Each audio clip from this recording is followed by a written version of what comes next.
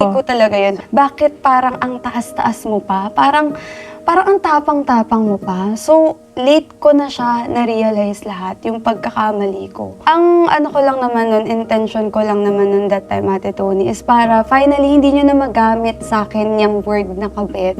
Para sa mga susunod na issue ko, hindi na yan yung ipanlaban nyo sa akin. Kasi actually, isang content creator po yung naglabas nun. Kaya po ako na-trigger, which is si Kamangyan po. So, nung nilabas niya po yun, parang sabi ko, you know what? Sasabihin ko na to.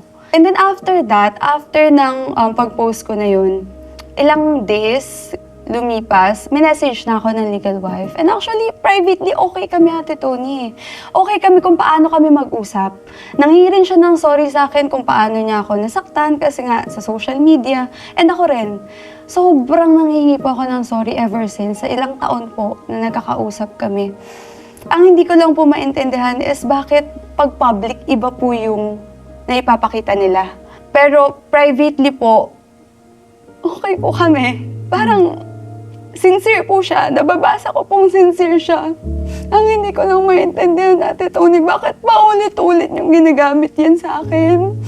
Bakit hindi niyo ako mapakawalan dyan?